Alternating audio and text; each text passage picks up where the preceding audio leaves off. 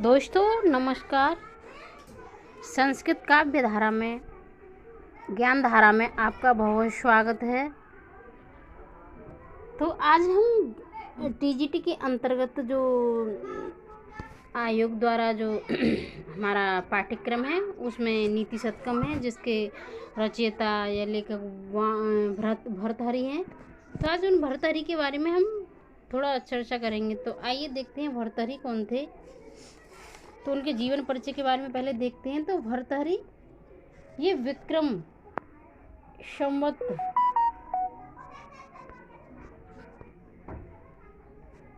भर्तृहरि विक्रम संवत के प्रवर्तक विक्रमादित्य के बड़े भाई थे। भर्तृहरि जो थे विक्रमादित्य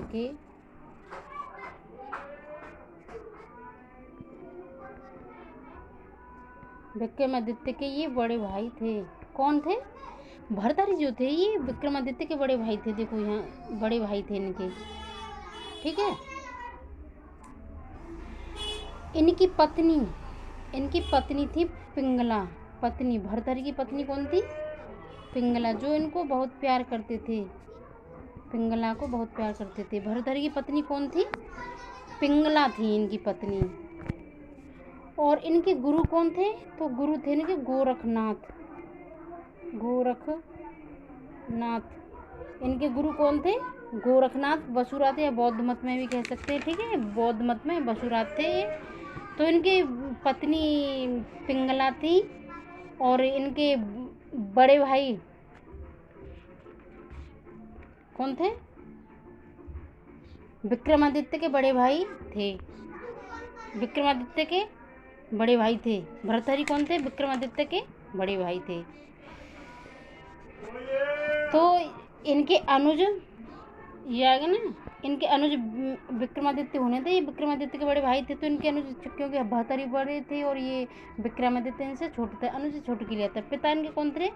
गंधर्वसेन, मालवा देश के राजा थे। और इन्हें इत्सिंग के कथन के अनुसार भर्तृहरि को बहुत बौद्ध भी कहा जाता है। भर्तृहरि को क्या कहा जाता है? बौद्ध भी कहा जाता है इन्हें।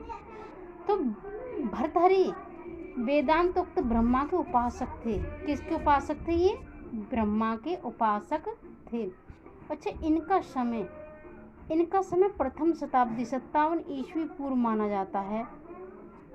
और इनकी शैली कौन सी थी? वैदर्भी शैली, वैदर्भी रीति और प्रसाद और माधुर्य गुण था इनका। क्या? तो मुक्तक काव्य के प्रथम कवि माने जाते हैं। भर्तृहरि मुक्तक काव्य के प्रथम कवि माने जाते हैं। ये प्रथम कवि, अगर प्रश्न आ जाता है कि मुक्तक काव्य के प्रथम कवि कौन थे, तो ये भर्तृहरि के अंतर्गत आए, क्योंकि भर्तृहरि मुक्तक काव्य के प्रथम कवि थे। भर्तृहरि का प्रसिद्ध छंद या प्रिय छंद तो उनका शार्दुल विक्रीत था और शिखरणी। इनकी मृत्यु कब हुई थी? 650। जो चीनी यात्री इत्सिंग के अनुसार, ये चीनी यात्री इत्सिंग के अनुसार 650 माने जाते। इनकी रचना कौन थी? वाक्यपदीय व्याकरण ग्रंथ है, जो नीति शतकम में एक वाक्यपदीय व्याकरण ग्रंथ है। नीति शतकम मुक्तक काव्य है। इसमें 111 श्लोक हैं। कितने हैं? 111 श्लोक हैं नीति शतकम में। नीति शतकम में 111 श्लोक हैं। और श्रृंगार शतक,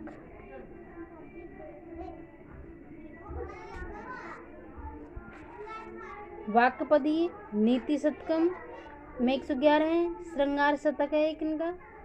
तो श्रृंगार शतक ये मुक्तक काव्य से 3 श्लोक है। वैराग्य शतक है, इसमें 3 शतक थे ना इनके। तो ये वैराग्य शतक है, ये भी मुक्तक काव्य है। इसमें 111 श्लोक हैं। कितने हैं? 111 श्लोक हैं। तो आगे देखते हैं हम इनके जीवन परिचय के, इनके वो देखते हैं, इनके परिचय देखते हैं। और जो मैंने अभी बताया था कि भर्तृहरि के जीवन के विषय में कोई प्रमाणिक सामग्री उपलब्ध नहीं। भर्तृहरि अपने ग्रंथों में अपने जीवन के विषय में कोई परिचय नहीं दिया है इन्होंने। इनकी क्या है कि इन्होंने अपने बारे में कहीं भी कुछ नहीं लिखा है, कहीं भी कुछ नहीं लिखा है। किसने? भर्तृहरि ने अपने बारे में कोई कहीं भी किसी भी ग्रंथ में नहीं लिखा है। लेकिन किंवदंतियों के अनुसार फिर भी इनके आधार पर इनका जीवन वृत्त इस प्रकार है कि भर्तृहरि विक्रमादित्य के भाई माने जाते हैं। जो बड़े भाई हैं भर्तृहरि विक्रमादित्य के बड़े भाई हैं। इनके पिता गंधर्वसेन थे। कौन थे? गंधर्वसेन थे। यद्यपि राजा भर्तृहरि राजनीति में दक्ष तथापि राज्य के समस्त भार उन्होंने अपने भाई विक्रमादित्य पर डाल दिए। किस पर डाल दिए? अपने भाई विक्रमादित्य पर डाल दिए। इन्होंने सारे जो भार था इन्होंने अपने भाई के ऊपर डाल दिया। इन्होंने अपने भाई के ऊपर सारा राज्यपाट का सारा काम, सारा कारोबार इन्होंने अपने भाई के ऊपर डाल रखा। अच्छा, महाराज विक्रमादित्य के अपनी कुशाग्र बुद्धि से राज्यकार करते थे। कैसे? जो महाराज विक्रमादित्य थे वो अपनी कुशाग्र बुद्धि से, बहुत ही अच्छी बुद्धि से राज्यकार करते थे। विक्रमा का मन प्राय राजनीति के दाव पेचों में लगा रहता था, जबकि महाराज भर्तृहरि का अधिकांश समय अंतःपुर की रमणियों में बीतता था। विक्रमादित्य का समय किस में बीतता था? राजनीति के दाव पेचों में लगा रहता था। और भर्तृहरि कहाँ थे? ये रनिवासों में प्रति भोग विलास में रमणियों के साथ इनका अधिकांश समय ये क्या रनिवासियों रमणियों के साथ बिताए। भर्तृहरि की राज शासन के प्रति क्या थी? विमुखता। भर्तृहरि को राज्य शासन के प्रति क्या थी? विमुखता। इनका मन नहीं था राजनीति की तरफ। तो रानियों के प्रति भोगविलासता को देखकर विक्रमादित्य ने उन्हें सचेत करने का प्रयत्न किया। विक्रमादित्य ने क्या किया? इन्हें सचेत करना चाहा। उन्होंने चाहा कि आप राज्य को देखें, राज्यभार को देखें। रमणी इन्हें जो रानियों वगैरह के इनमें जो भोगविलास में लिप्त थे ये, तो उन्होंने चाहा कि ये इसे सब छोड़ के केवल राज्यपाट में, राजनीति में ये अपना ध्यान दें। तो किंतु इनका विपरीत ही फल मिला। किसे? विक्रमादित्य को। क्योंकि भर्तृहरि ने उनकी एक भी बात नहीं मानी और विपरीत हुआ। दोनों में आपस में शत्रु बन गए। क्या हुआ? दोनों आपस में ये शत्रु बन गए। जब दोनों आपस में शत्रु बन गए तो भर्तृहरि भोग विलास में डूबते चले गए। भर्तृहरि किस में डूबते थे? क्योंकि इन्होंने अपने भाई की बात नहीं मानी थी। उन्होंने कहा था कि राजपाट में ध्यान दो, राज्यभार में दे। तो इन्होंने भी क्या हो गई? ये भोग विलास में डूबते चले गए। इन्होंने एक सुंदरी राजकुमारी से विवाह कर लिया जिसका नाम क्या था? पिंगला। एक सुंदरी राजकुमारी थी जिससे इन्होंने शादी कर ली थी। तो उसका नाम पिंगला था। रानियों की बातों में आकर भर्तृहरि विक्रमादित्य से राज्य के समस्त अधिकार छीन लिए और ये भर्तृहरि अपनी रानियों के बहकावे में आ गए। मतलब उनकी बात मानने लगे और उन्होंने अपने भाई से पूरा राज्यकार का समस्त कार्यभार जो था उन्होंने छीन लिया और राज्य से उसे निकाल दिया, बहिष्कृत कर दिया। मतलब निकाल दिया। किसको निकाल दिया? विक्रमादित्य को निकाल दिया रानियों के कहने पर। क्योंकि ये भोग विलास में पड़ गए थे ना, तो उन्हें निकाल दिया। विक्रमादित्य की अनुपस्थिति में जब इन्होंने निकाल दिया विक्रमादित्य को, तो उन विक्रमादित्य को निकाल दिया था, तो उनकी अनुपस्थिति में क्या हो गया? उपद्रव होने लगा, अराजकता फैल गई, राज्य में विघ्न उत्पन्न होने लगे, जनता में अराजकता फैल गई, मार तोड़, चोरी चपाटी, ये सब कुछ होने लगा। क्योंकि भर्तृहरि तो ध्यान देते नहीं थे, वो तो भोगविलास में थे। तो आगे क्या हुआ कि भर्तृहरि अपनी पत्नी पिंगला पर मोहित थे। भर्तृहरि अपनी पत्नी पिंगला पर मोहित थे तथा पिंगला स्वयं किसी अन्य पर मोहित थी। जो भर्तृहरि अपनी पत्नी को बहुत चाहते थे, बहुत प्यार करते थे, लेकिन क्या हुआ कि वो भी किसी और पर मरती थी, किसी और से प्यार करती थी।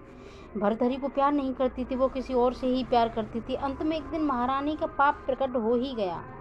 कैसे? कि हुआ यह कि एक ब्राह्मण ने भर्तहरि को अनुपम फल भेंट दिया। एक फल था, तो वो ब्राह्मण था, वो भर्तहरि को बहुत प्यार करता था। मतलब कहता था कि राजा, मतलब ये जवान रहेंगे और राज्य की देखभाल करेंगे, तो मैं इसे फल इनको दे देता हूँ जो कि हमारे अच्छी देखभाल करेंगे। ये राजा हैं तो हमारा अच्छा देखभाल करेंगे हमारे राज्य की। तो उन्होंने भर्तहरि को फल भेंट किया। ये भी पूछा जाता है कि कभी कभी भर्तहरि को किसने फल भेंट किया। जो फल था भेंट के आगे पता चल जाएगी आपको। वैसे आपने, मैं उम्मीद करती हूँ कि आपने पढ़ लिया होगा ये। अगर नहीं सुनी है ये कहानी तो आप मुझसे सुन लीजिए ध्यान से। तो एक फल था, आगे आएगी देखना। तो उन्होंने फल भेंट किया। किसको किया था? भर्तहरि को। तो भर्तहरि को उन्होंने फल भेंट किया। तो भर्तहरि ने क्या किया कि भर्तहरि अपनी पत्नी से अत्यधिक प्रेम करते थे। किससे प्रेम करते थे? पिंगला से। वो बहुत अधिक प्रेम करते थे। उन्होंने कहा कि मैं इस फल को, और फल की वो थी कि जो फल खाएगा वो जवान रहेगा, सुंदर रहेगा। तो भर्तहरि ने क्या कहा कि मैं अपनी पत्नी को ही क्यों न दे दूँ इस फल को, क्योंकि मैं उनसे बहुत प्रेम करता हूँ, तो वो जवान रहेगी तो बहुत अच्छा रहेगा, तो मैं उनको ही दे देता हूँ। तो उसने अपनी पत्नी को दे दिया। लेकिन किंतु हुआ क्या आगे? उनकी पत्नी ने उनसे प्रेम न कर किसी और पुरुष पर आसक्ति थी ना। उनकी पत्नी भर्तहरि को प्रेम नहीं करती थी, पिंगला जो थी, तो वो किसी अन्य पुरुष पर आसक्ति थी। और उसने राजा द्वारा दिया गया फल अपने प्रेमी को दे दिया। किसको दे दिया? अपने प्रेमी को दे दिया। भर्तहरि को तो ब्राह्मण ने दिया था, भर्तहरि ने अपनी पत्नी को दे दिया, क्योंकि वो अत्यधिक प्यार करते थे। सोचा था कि ये जवान रहेगी। लेकिन पिंगला ने ऐसा नहीं किया, क्योंकि पिंगला प्यार भर्तहरि को नहीं करती थी, वो किसी अन्य पुरुष से प्यार करती थी। आगे आएगा किससे प्यार करती थी। तो उसने उस फल को अपने प्रेमी पत्नी ने प्रेम न करके किसी अन्य पुरुष आसक्ति, तो उसने राजा द्वारा दिया गया अपने प्रेमी को दे दिया। वह प्रेमी किसी वैश्य, और क्या हुआ कि उसने अपने प्रेमी को दे दिया, प्रेमी को वो फल दे दिया। वह प्रेमी भी किसी अन्य की वेश्या में अनुरक्त था। वह भी किसी वेश्या से प्यार करता था जो इसका। पिंगला से तो भर्तहरि प्यार करते थे, पिंगला नहीं करती थी भर्तहरि को।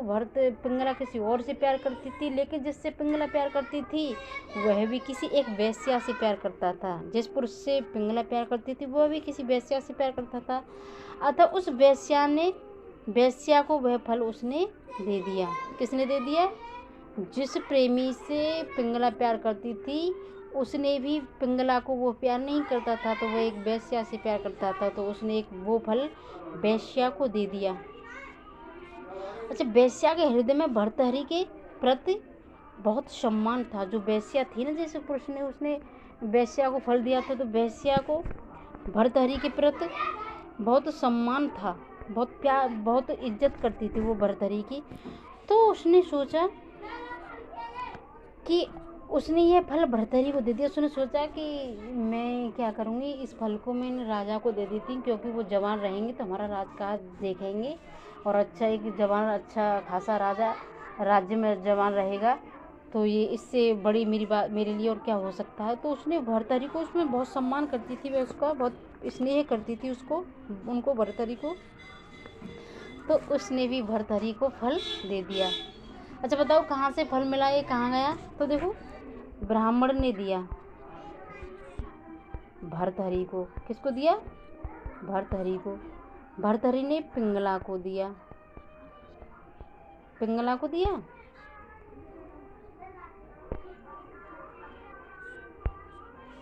तो उसने भर्तहरि को दे दिया, क्योंकि वह बहुत स्नेह करती थी भर्तहरि को। क्या करती थी? भर्तहरि को बहुत स्नेह करती थी। तो देखो क्या हुआ, कहाँ से कहाँ आया ये फल और किसको दे दिया। तो जब भर्तहरि को उसने फल दिया तो राजा ने वापस आए हुए फल को पहचान लिया, क्योंकि पहचानता था, क्योंकि उसको वो फल किसने दिया था? एक ब्राह्मण ने दिया था। तो क्या हुआ, भर्तहरि उस फल को पहचान गए कि यह फल तो वही था जो मैंने अपनी पत्नी को दिया था। राजा वापस आए, इस फल को पहचान लिया ना कि अपनी पत्नी को दिया था, तो उनको अपनी पत्नी के प्रेम संबंध के विषय में पता चल गया। तो पता चल गया तो क्या किया, पता चल गया तो अब उसने अपनी राजा ने पता लगाया कि राजा ने मेरी प्रेम कहानी जान ली। जब पता चल गया उनको पत्नी के प्रेम संबंध में जब पता चला तो रानी ने को पता लगा कि राजा ने मेरी प्रेम कहानी के बारे में जान लिया है। तो उसने क्या कर ली, पिंगला ने क्या किया, वो डर गई थी कि अब क्या होगा, पता नहीं राजा आए मुझे देश से बाहर निकाल देंगे, क्या कर देंगे, मेरा क्या नहीं कर देंगे। तो पिंगला ने क्या किया, आत्महत्या कर ली।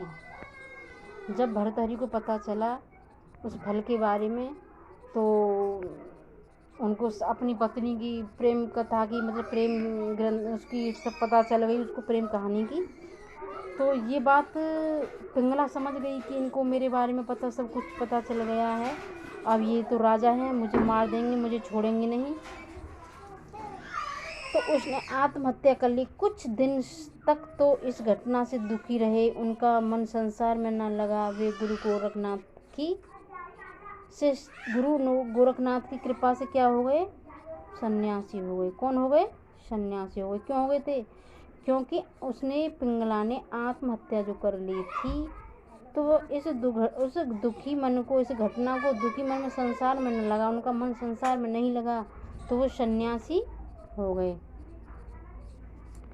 एक किंवदंती के अनुसार ये है कि इस दंत कथा की कितनी सत्यता है यह पता लगाना केवल कठिन ही नहीं वरन पूर्णतः असंभव ही है। उनके ग्रंथों का अनुशीलन करने से इतना तो अवश्य कहा जा सकता है कि उनका जितना संबंध राजकार्य से रहा उतना ही वनों से भी है। इत्संग की कथा अनुसार भर्तृहरि को बौद्ध भी कहा जाता है। इत्संग के कथा अनुसार भर्तृहरि को क्या कहा जाता है, इन्हें बौद्ध भी कहा जाता है, इनको बौद्ध भी कहा जाता है अर्थात इन्हें, किंतु यह मान्यता ठीक प्रतीत नहीं होती। उनकी रचनाओं में ऐसा कोई प्रसंग नहीं आया जिसके आधार पर उन्हें बौद्ध ठहराया जाए। इसके विपरीत वाक्यपदीय नीति शतकम के मंगलाचरणों के आधार पर इन्हें वैदिक धर्म में आस्था रखने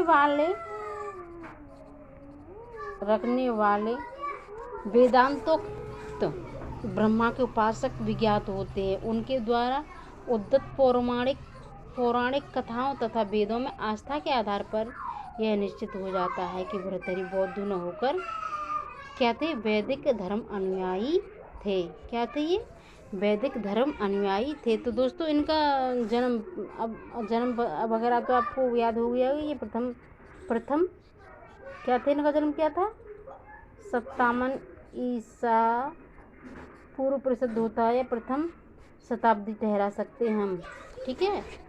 और इनकी मृत्यु चीनी इत्सिंग के अनुसार 650 मानी जाती है ना, 650।